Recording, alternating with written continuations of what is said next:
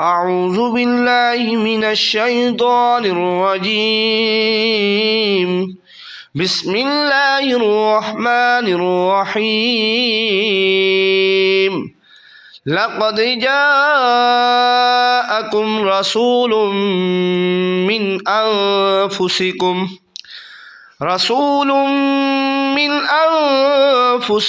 عزیز علیہ ما عنتم حریص علیکم بالمؤمنین رؤوف الرحیم۔ ترجمہ سماعت فرمائیں۔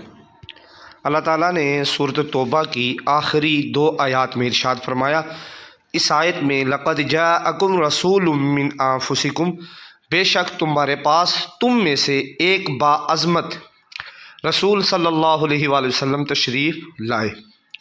عزیز علیہ ما عنتم حریص علیکم بالمؤمنین رؤوف الرحیم، تمہارا تکلیف و مشقت میں پڑنا ان پر سخت گراں گزرتا ہے۔ اے لوگو، وہ تمہارے لیے بلائی اور ہدایت کے بڑے طالب و آرزو مند رہتے ہیں اور مومنوں کے لیے نہایت ہی شفیق بے حد رحم فرمانے والے ہیں۔ فَإِن تَوَلَّوْا فَقُلْ حَسْبِيَ اللَّهُ لَا إِلَٰهَ إِلَّا هُوَ عَلَيْهِ تَوَكَّلْتُ وَهُوَ رَبُّ الْعَرْشِ الْعَظِيمِ۔ اگر ان بے پناہ کرم نوازیوں کے باوجود پھر بھی وہ روگردانی کریں تو فرما دیجئے، مجھے اللہ کافی ہے، اس کے سوا کوئی معبود نہیں، میں اسی پر بھروسے کیے ہوئے ہوں اور وہ عرش عظیم کا مالک ہے۔